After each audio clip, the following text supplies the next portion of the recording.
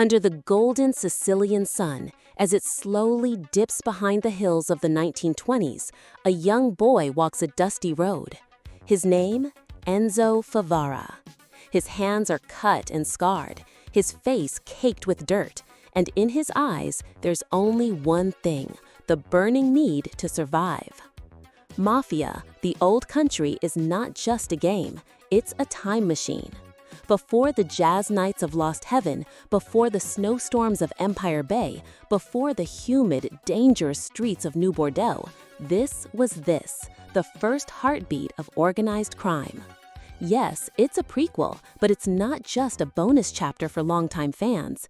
It is the blood-deep origin story of the Mafia series. 1920 Sicily, a land where honor, revenge, and loyalty are more powerful than law.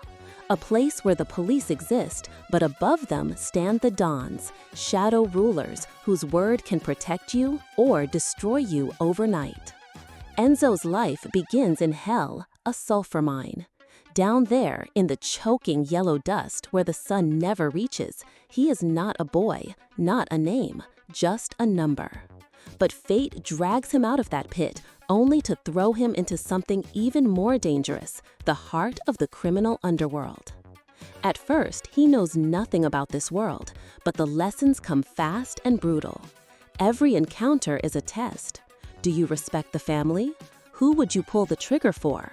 The answers decide whether you live or die. Hender 13 has made a bold choice here. This is not a sprawling open world. Instead, we get a tightly woven Sicily.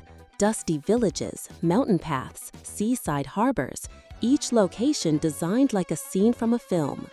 The bell of an old church echoing in the distance, the crash of dark waves on a rocky shore, two men talking in hushed tones at the edge of a road. Everything whispers a warning: don't cross the wrong people here. Missions are compact, intimate, and dangerous. Stealing a car here is nothing like in modern America.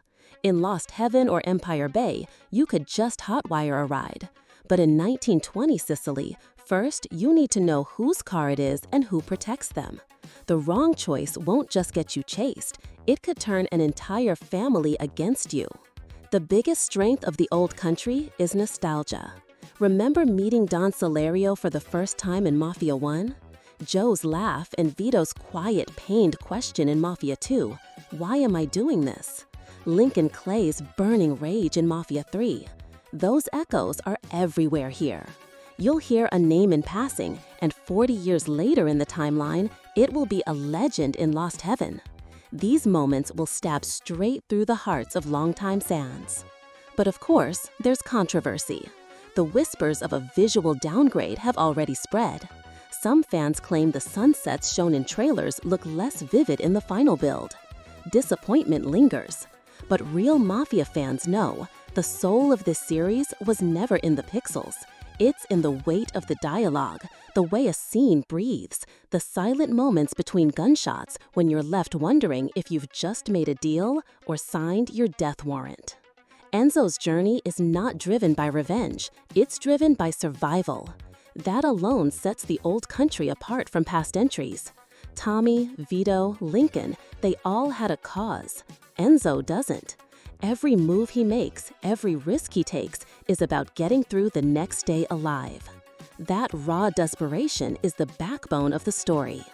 In the end, the old country is not just another entry, it's the opening chapter. Every choice, every alliance, every betrayal here plants the seeds for everything that will unfold decades later. The narrow streets of Lost Heaven, the snowbound alleys of Empire Bay, the sweltering nights of New Bordeaux, all of them trace back to this Sicilian soil. This is where the first drops of blood were spilled and the future of organized crime was forged. And when the release day comes, one question will haunt you from the first cutscene to the last. How far would you go for your family if that loyalty could destroy your life?